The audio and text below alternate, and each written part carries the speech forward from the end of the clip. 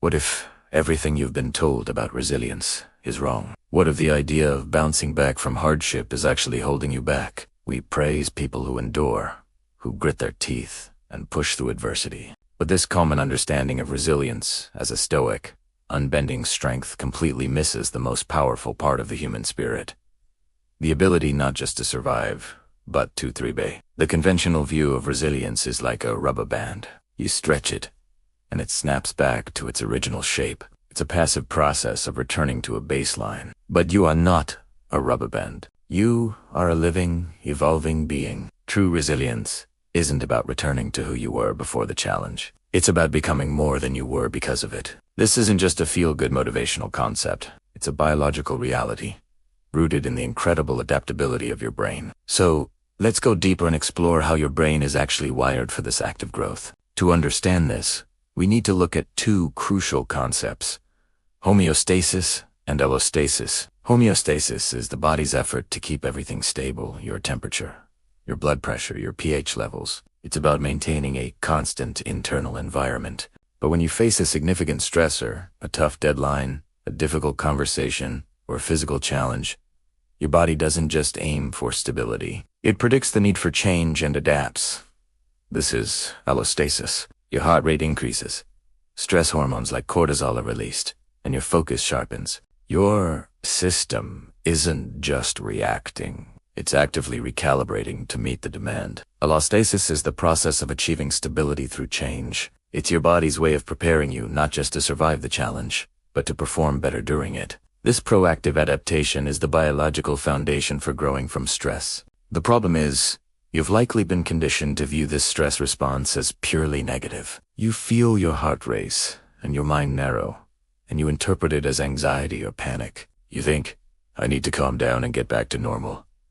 This mindset, which equates resilience with a quick return to homeostasis, prevents you from harnessing the adaptive power of allostasis. You might avoid challenges because they feel uncomfortable, or you might push through them with brute force, only to feel drained and depleted afterward. By seeing stress as an enemy to be defeated, you miss the opportunity for growth that it presents. You're essentially telling your brain to ignore its own programming for adaptation, keeping you stuck in a cycle of simply enduring rather than evolving. So, how can you shift from just enduring to actively thriving? The solution lies in consciously and strategically exposing yourself to manageable stress, a technique known as stress inoculation training. This isn't about seeking out trauma. It's about finding your growth zone.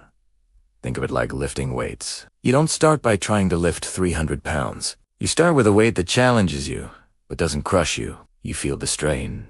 Your muscles tear slightly, and then they repair themselves stronger than before. You can apply this same principle to your mental and emotional life. Start small. Take on a project that pushes you slightly outside your comfort zone. Practice having a difficult conversation you've been avoiding.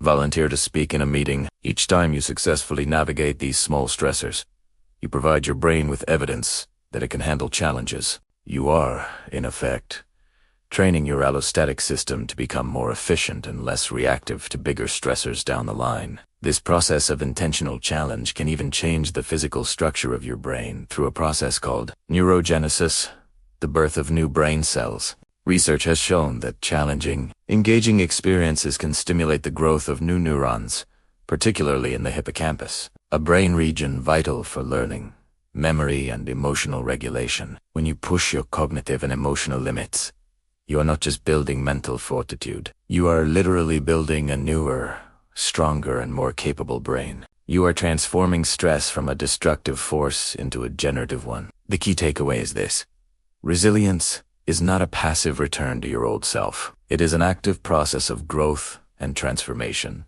It's about leaning into challenges, harnessing your body's natural adaptive responses, and allowing yourself to be changed for the better by your experiences. You have the power to move beyond simply bouncing back and instead bounce forward into a stronger, more capable version of yourself. If you found this perspective on resilience helpful, subscribe to our channel for more insights into the science of personal growth, and share this video with someone who needs to hear that they are more powerful than they think.